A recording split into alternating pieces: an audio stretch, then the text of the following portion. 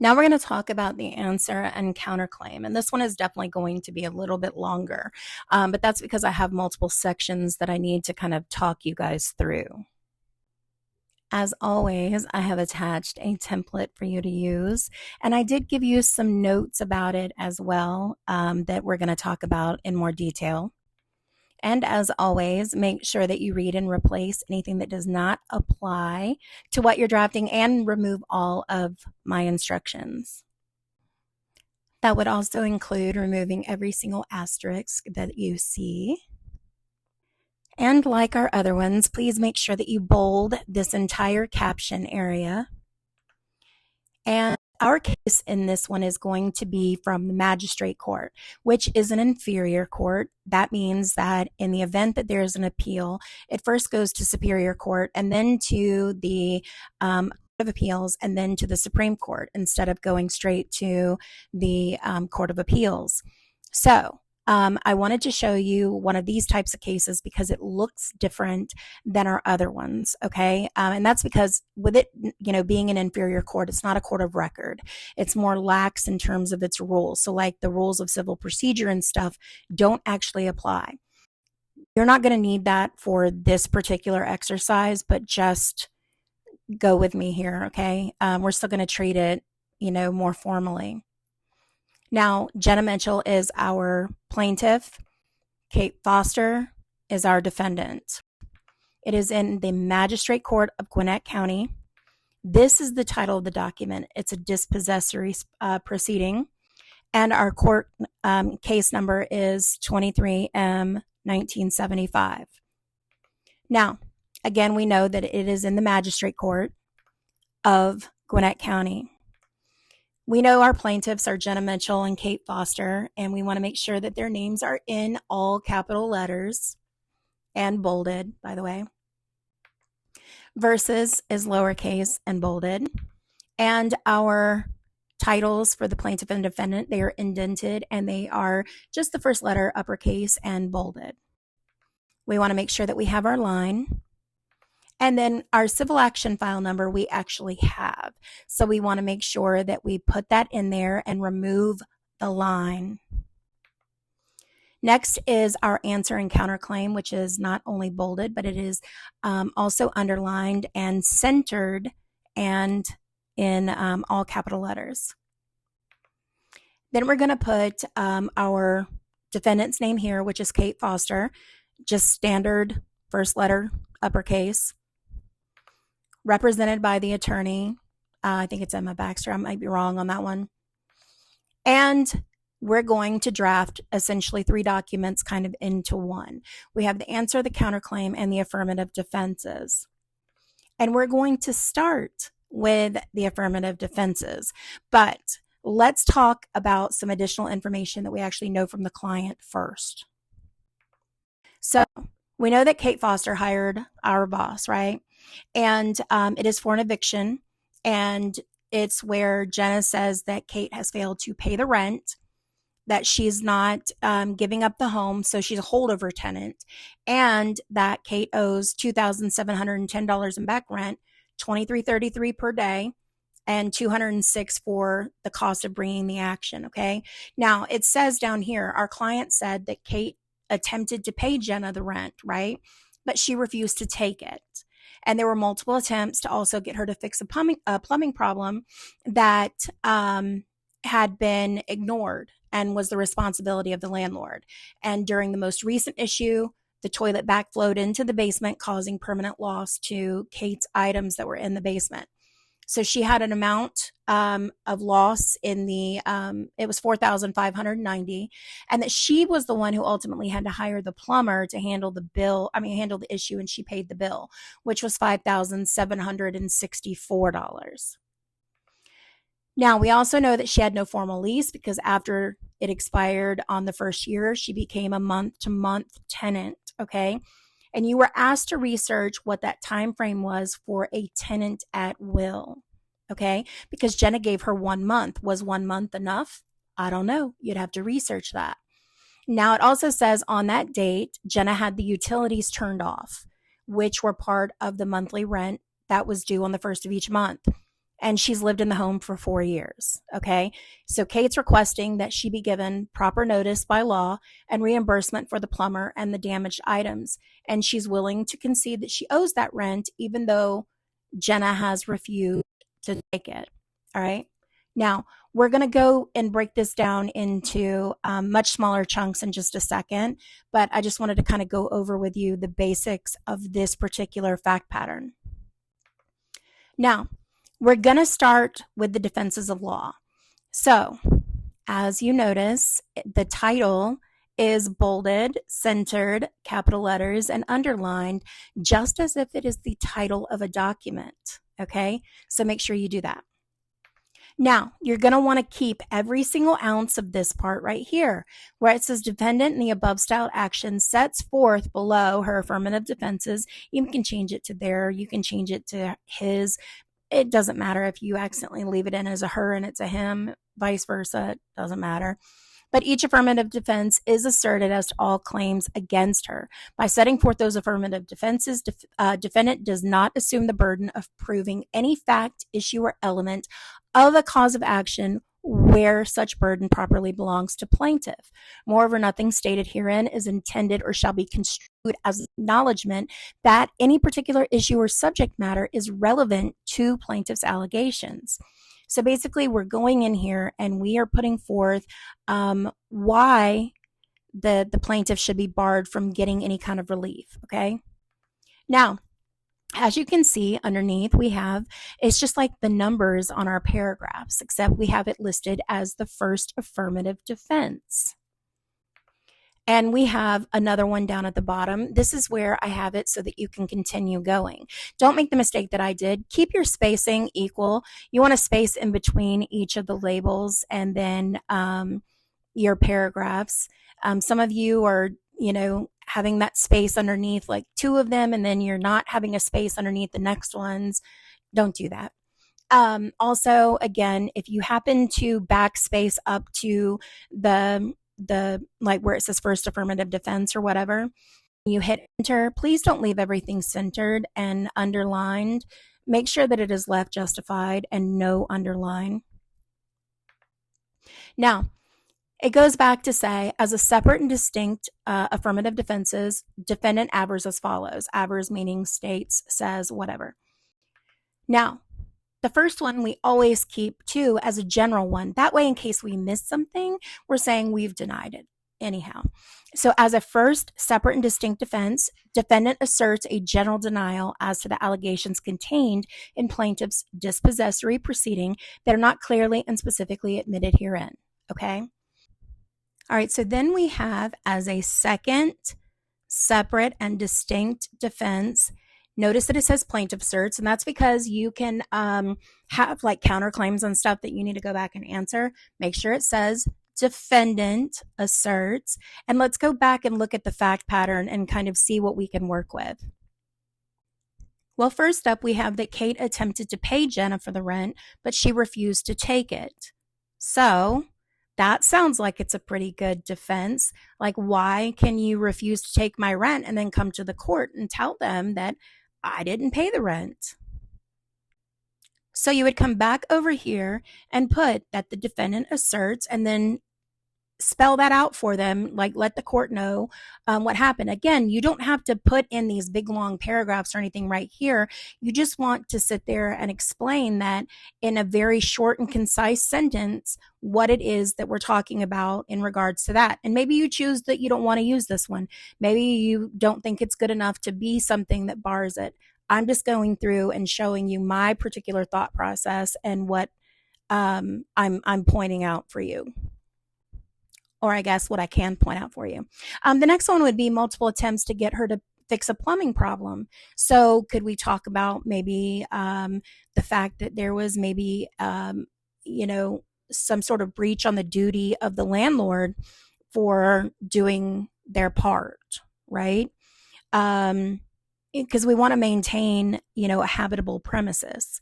So in that particular case, you could argue something along those lines. And by the way, you can go and Google Georgia Landlord Tenant Handbook, and you can bring it up and it'll tell you all the stuff for this. It's a really good resource. But if you chose to argue this, you would come back over here and you would put in third affirmative defense. And then you would say, as a third separate and distinct defense, plaintiff or defendant asserts that da da da da da. Then we have, during the most recent issue, there was now this spillage that came back. Now, this is one of those things that I wouldn't argue this because of the spillage itself. I would argue that we have this total of $4,590 in loss of items, and then we have a bill that she actually had to pay herself of $5,764. So could we argue that this action should be barred because she's only asking for $2,710 in back rent, but my amount of money in damages far out, it far exceeds that particular amount. So would that be something that you could go back and argue? If so, come right over here. And as a fourth, separate and distinct defense, defendant asserts, that's tripping me up seeing it on the screen. Defendant asserts that whatever. Now, Jenna gave 1 calendar month. Well, when you research this, if you find that 1 calendar month is okay, then of course you wouldn't add anything. But if it is not okay, then you would go over here and add a 5th, okay? And you would end up arguing that one. Then we also have where she turned off the utilities, okay? And you can come back over here and argue that as well. Now, one more thing that I do want to point out here, and I have discussed the whole concept of unclean hands. This is the whole concept of you can't go and create an issue and then run crying to the court. That's like you slapping your baby brother and then running to your mommy because you got slapped back. All right?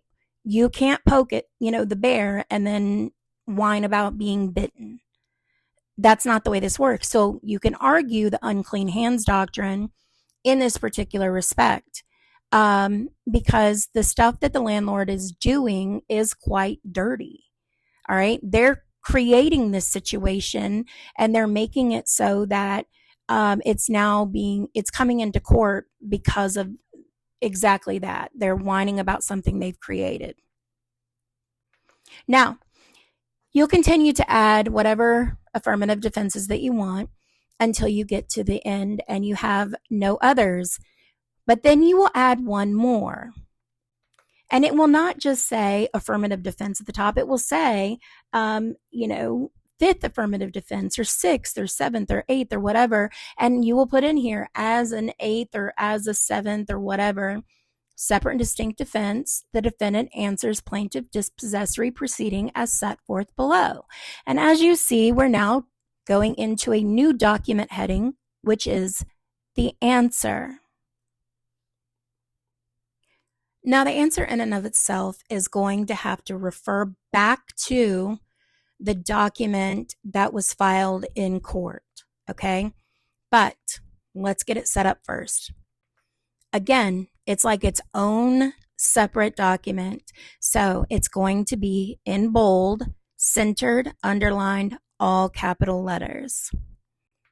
Now it says that you can give some background facts here about who is living in the home and when.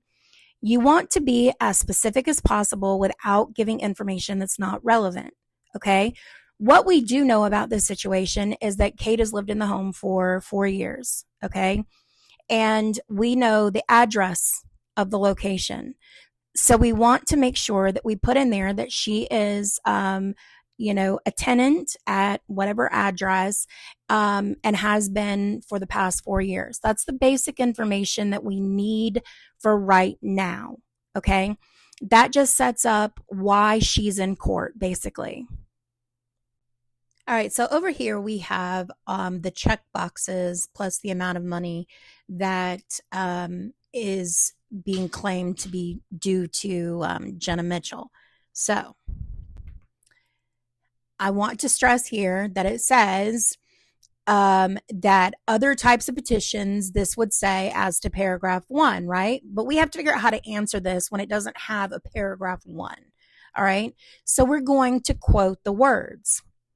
Now, we see that there's 4 of them that are checked, right? Plus there's an amount of money. So we need to go by each individual one and answer each individual one. So the first one is tenant fails to pay the rent, which is now past due. So as to tenant fails to pay the rent, which is now past due, defendant would either admit, deny, or partially admit or partially deny. If you admit it, then you don't have to say anything else. If you deny it, then you have to add in further states, and then you give whatever specific details go with it. You can partially admit, partially deny, and then you would still have to further state because you still have to back up the part that you are denying. Now, you can only pick one of these. I can't tell you the number of people that left in this whole entire thing right here and just they admitted, they denied and explained, they partially admitted and denied and explained, and then they even left in the bottom part down there where no response is needed.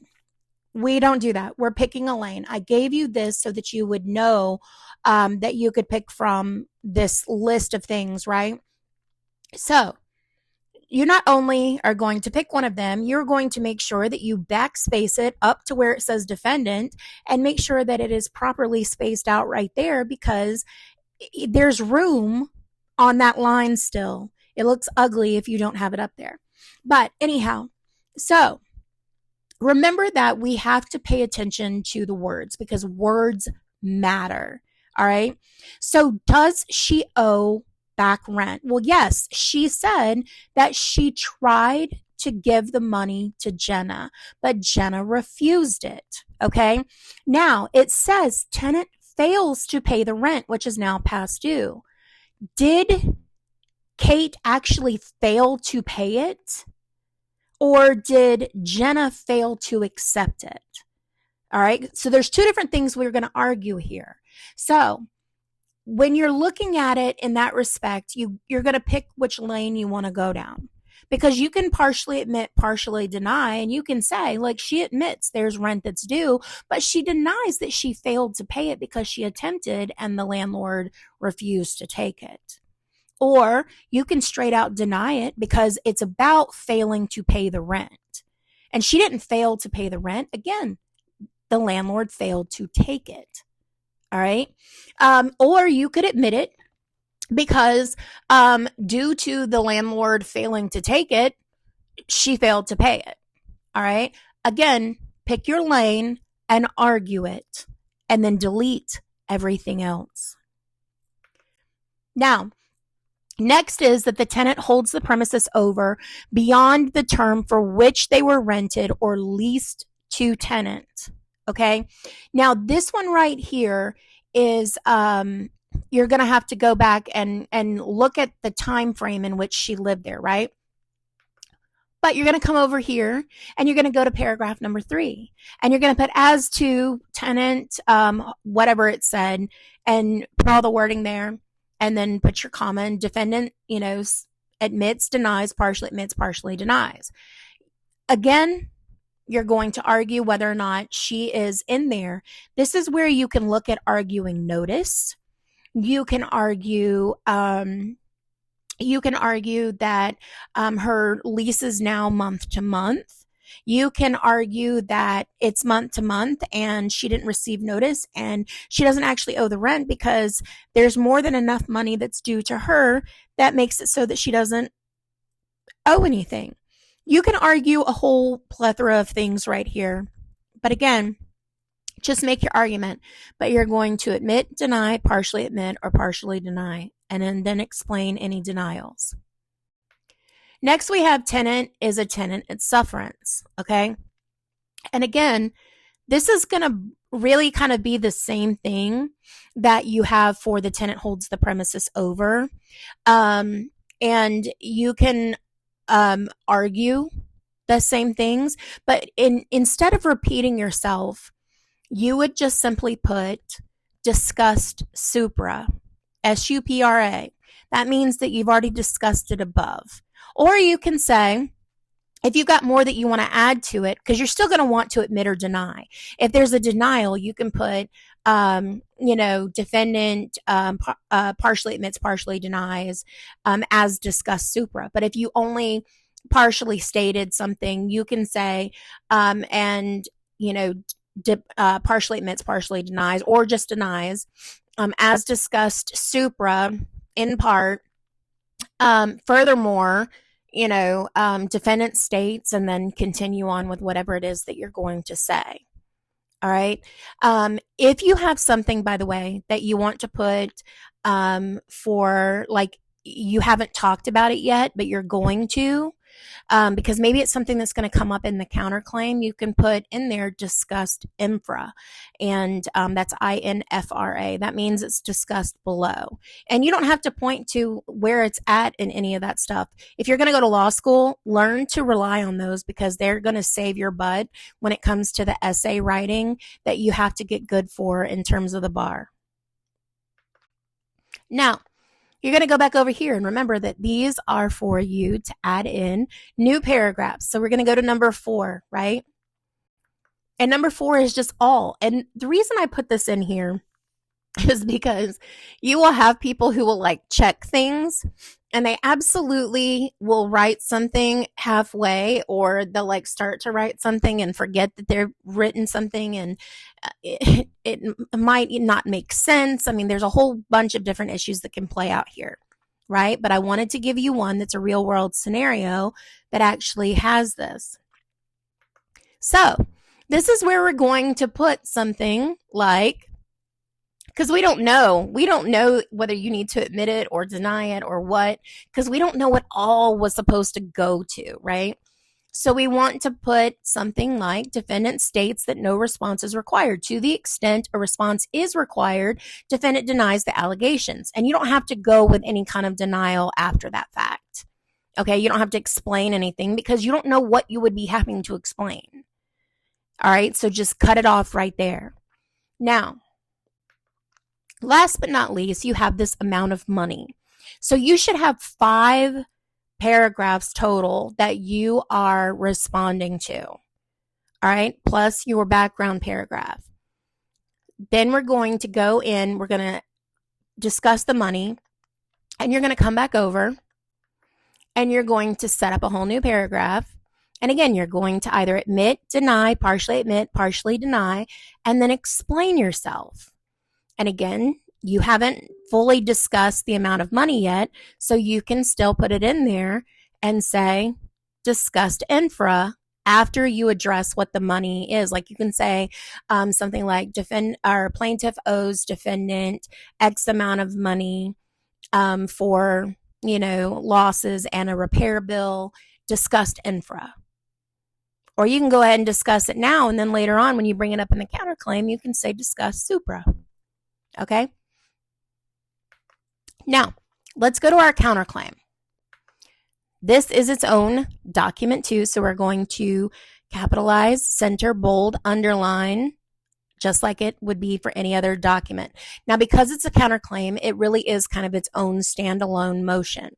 So we are going to start out with the same exact type stuff, and we're going to repeat the fact that the defendant is the whole comes now thing. So just capitalize the name as the standard.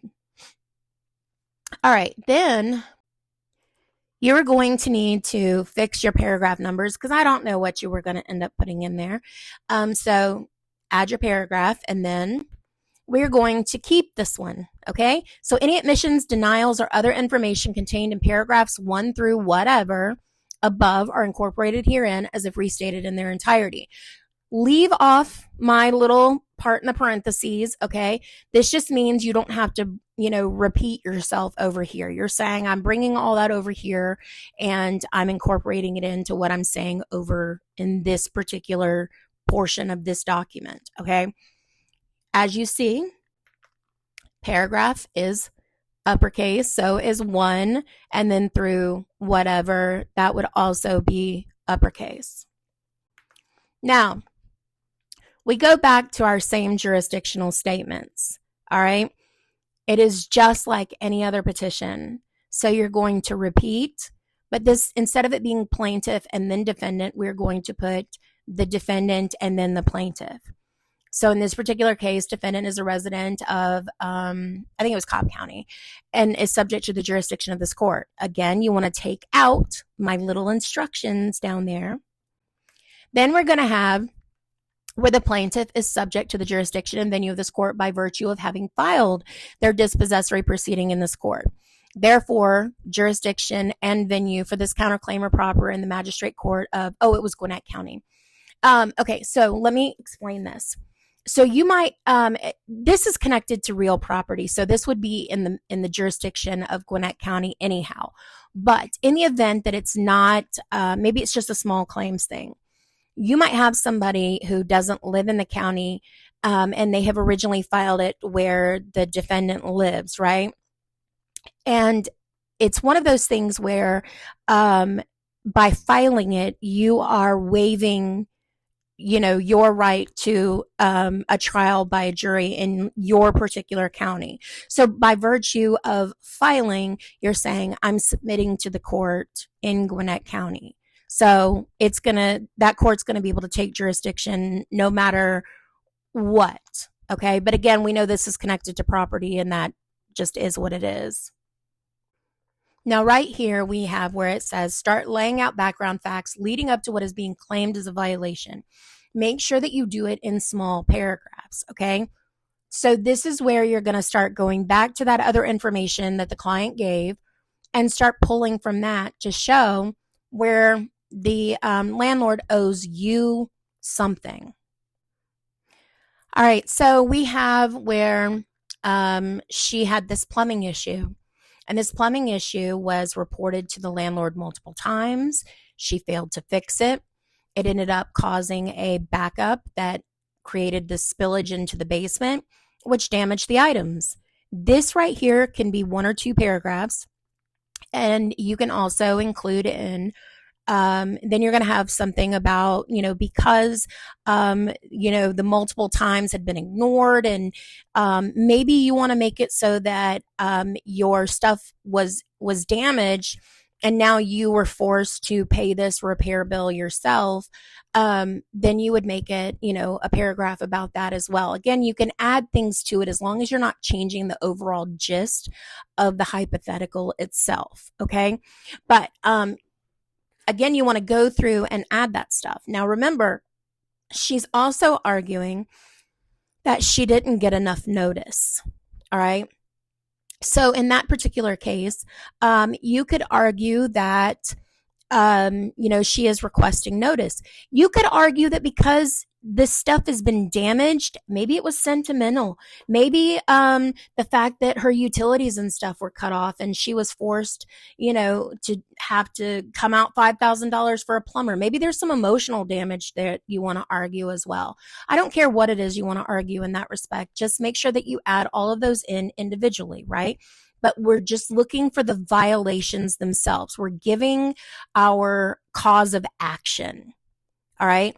Then we will come over and ask for relief. So make sure that you lay out those violations in individual paragraphs. All right. Then you want to request to dismiss the initial one. But you have to also, by the way, ask for that to be dismissed. You can't just put it in the prayer, which I saw some of you did.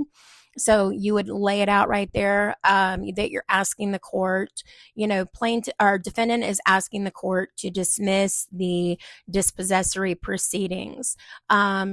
Defendant is asking the court to be awarded X amount of money for the repair bill, and X amount of money for the spillage damage. Defendant is asking for, the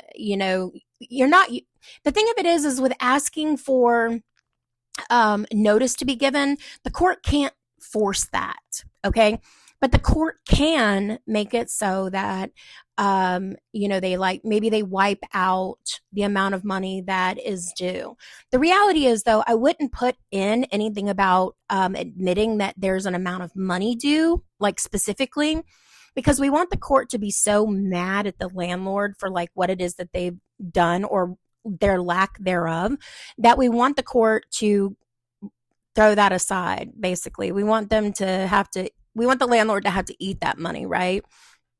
So just, it's one of those things of just don't bring it up type thing. But that aside, the court can allow the tenant to stay in the property. And then that in itself is going to force the landlord then to have to give proper notification, or in order to terminate the lease at that point. So, and that does happen in most cases. I mean, I don't know if you guys have been in a dispossessory situation. I actually do transactional work for a home management company, but I specifically only do cases that involve tenants that are committing fraud. And but in those, I still end up sitting in on, you know, the same dispossessory calendars. And I hear the arguments that happen, but the landlord, if you have a tenant who has the money with them, they will more often than not go ahead and say, all right, we'll take the money because the contract's in place for X amount of time anyhow. And they will tend to allow that to continue based on, you know, the language that's contained in the contract. We don't know what's exactly contained in this particular contract, but we do know that she has been there for 4 years. We do know that the lease expired at the end of the first year. So we know that there is a course of dealings between, you know, the landlord and the tenant that shows that she's been allowed to stay in the property during this time period. So she's not actually a tenant at sufferance or anything else. She's truly a tenant at will. And hopefully that makes some sense. Because she is, you know, she is due money, and it would wipe out the amount of money and then some of what it is that she's paying for rent. So just kind of keep that stuff into consideration when you are going through and requesting this stuff. And I wanted to point out this just for good measure, where it says that she's requesting to be given proper notice. Again, I wouldn't call it proper notice. You don't have to do it. I mean, you don't have to basically write exactly what the client wants. I would just say that you're asking for the dispossessory to be dismissed, and, you know, maybe the tenant to be able to stay in the home because the tenant hasn't done anything wrong, essentially. All right. But that's why we paint the picture that we do in the answer and counterclaim, to show that the tenant is truly not the one at fault. And also it says she's willing to concede that she owes that rent, even though it's been refused to be taken. We're not throwing that out there. That is already implied by the fact that we're saying, look, I've tried to give it to her. She's refused to take it, which in the scheme of things, that is a huge no-no. A landlord can only refuse to take partial rent. If you have a client or a tenant that is there with the full rent, they have to take it if they're in the middle of a contract. Now, one last thing before I go to the prayer and wrap this up. Please go back and check all your paragraph numbers, because this is one of the main things that is so easy to mess up. You do not restart labeling, by the way, on the answer and the counterclaim. You're going to go 1 through whatever all the way down. Okay, just keep it going. Now, we come down here to the prayer. And again, we always want to ask the court to give an order in favor of the client first. All right.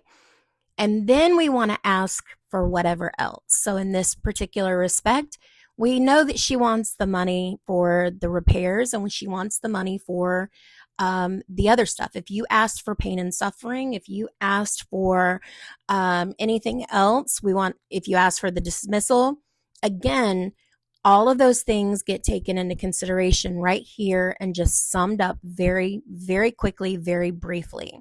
All right. And then we have the bottom, which is always and grant other relief that the court deems proper. The date, remember that it's like the 10th day of October 2025. Remember that it's written as 10th, and you've got the comma and the period also put in there. Then we have the attorney's name.